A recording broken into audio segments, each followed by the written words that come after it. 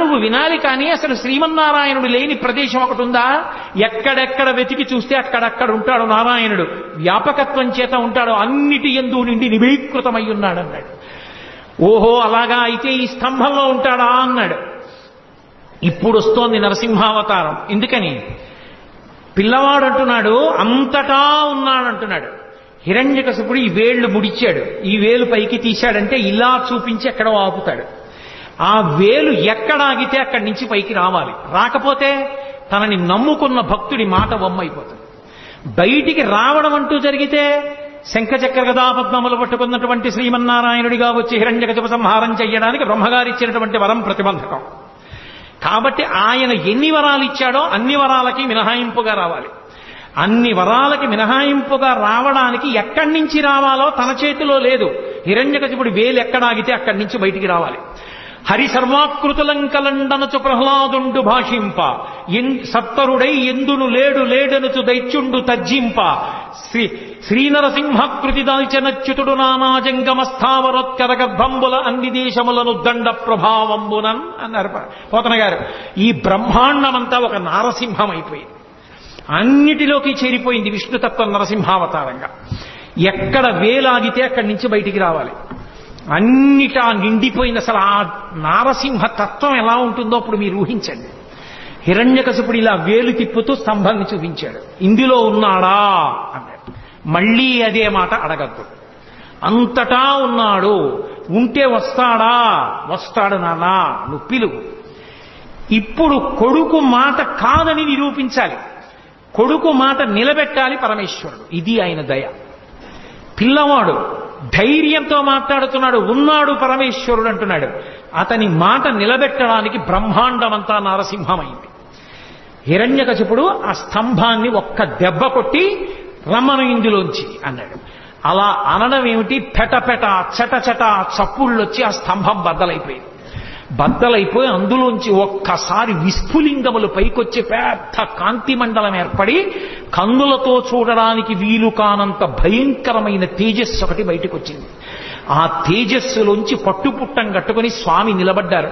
భయంకరమైనటువంటి గర్జన చేస్తుంటే ఆయన పాదములు తీసి వేస్తుంటే ఆయన యొక్క వేగాన్ని ఒత్తిడిని తట్టుకోలేక 1000 పడగలున్నటువంటి ఆదిశేషుడు సార్వభౌమము మొదలైనటువంటి దిగ్గజములన్నీ కూడా భూమి యొక్క బరువుని ఓర్చలేక తలలు వంచేసాయి.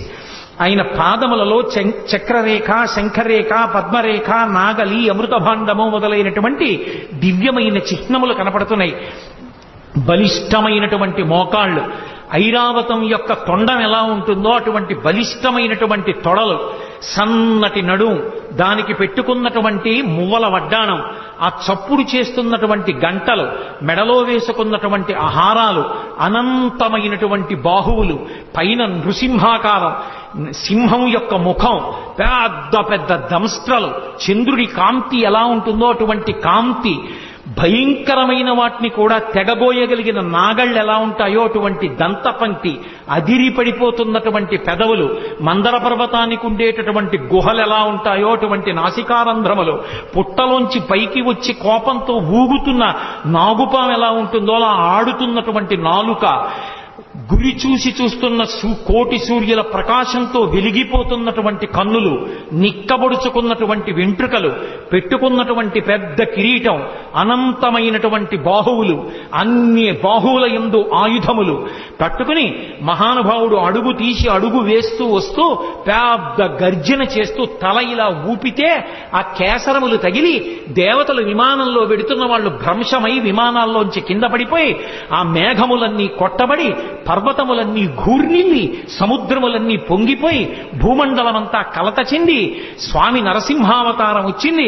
ఇప్పటి వరకు విష్ణుమూర్తి ఉగ్రతత్వాన్ని పొందనటువంటి వాడు అపారమైనటువంటి కోపంతో తన యొక్క పరమభక్తుడైనటువంటి ప్రహ్లాదుణ్ణి హిరణ్యకశిపుడు నిగ్రహించాడన్న కోపాన్ని ఆపుకోలేక ఉగ్ర నరసింహావతారమై వచ్చాడని లోకమంతా భీతిల్లిపోతే 33 కోట్ల మంది దేవతలు ఆకాశంలో నిలబడి స్తోత్రం చేస్తుంటే హిరణ్యకశిపుడు ఆ వెలుతురు చూడలేక స్వామి చుట్టూ తిరిగి గదాదండంతో కొట్టడానికి ప్రయత్నిస్తుంటే దేవతలు విడిచిపెట్టకుండా సంహరించమంటే ఒక్కసారి పెద్ద గర్జన చేస్తూ గబగబా వెళ్ళి ఆ హిరణ్యకశిపుని యొక్క డొక్కల దగ్గర పట్టుకుని పైకెత్తి కలుగులోకి పారిపోతున్నటువంటి ఎలుకని నాగుపాం పట్టుకుని పడగ పైకెత్తితే ఎలా ఉంటుందో అలా డొక్కల దగ్గర పట్టుకుని పైకెత్తి గడప దగ్గరికి తీసుకొచ్చి ఇంట్లో కాదు బయట కాదు గడప మీద పగలు కాదు రాత్రి కాదు ప్రదోషవేళ ఏ ఇతరమైనటువంటి ప్రదేశమునందు కాకుండా పంచ పైకి తీసి తొడల మీద పెట్టుకుని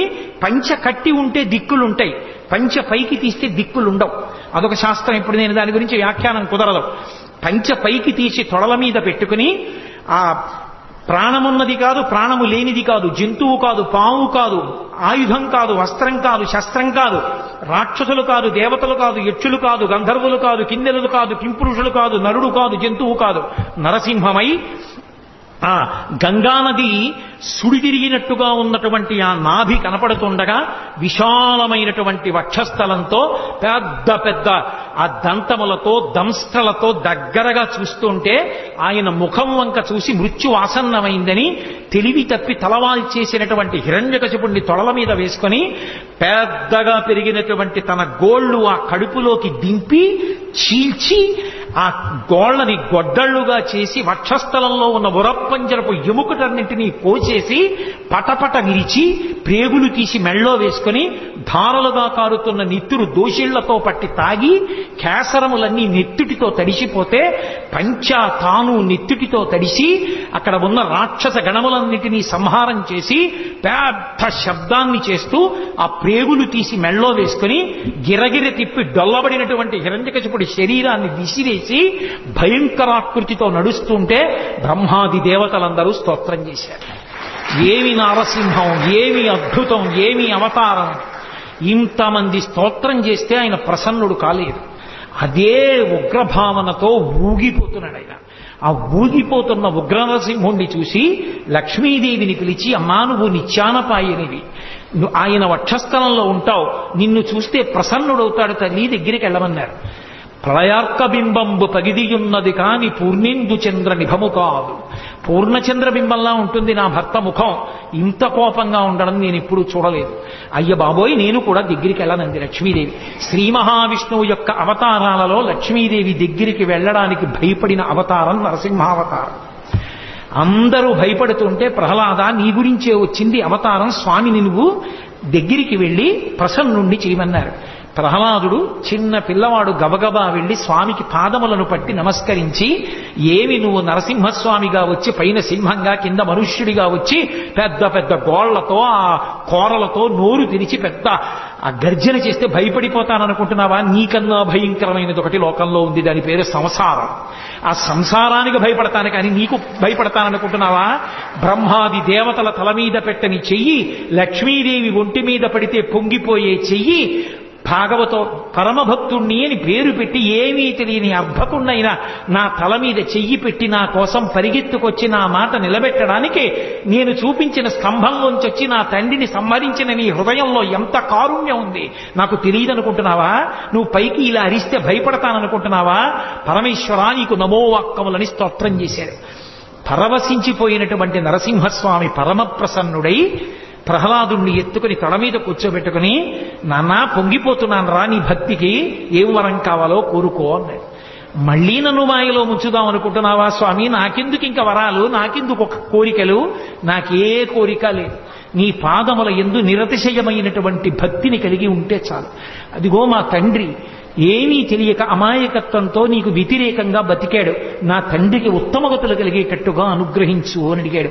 ఏనాడు నీ తండ్రి నా వంక చూసి స్తబ్దుడయ్యాడో, ఏనాడు పట్టుకుని పైకెత్తి తొడల మీద పెట్టుకున్నానో, నా గోళ్లతో చీల్చి నెత్తురు తాగానో, ప్రేగులు మెడలో వేసుకున్నానో, ఆనాడే నీ తండ్రి కాదు నీ తండ్రికి ముందు 21 తరాలు తరించిపోయి వాళ్ళందరూ కూడా తరించారు.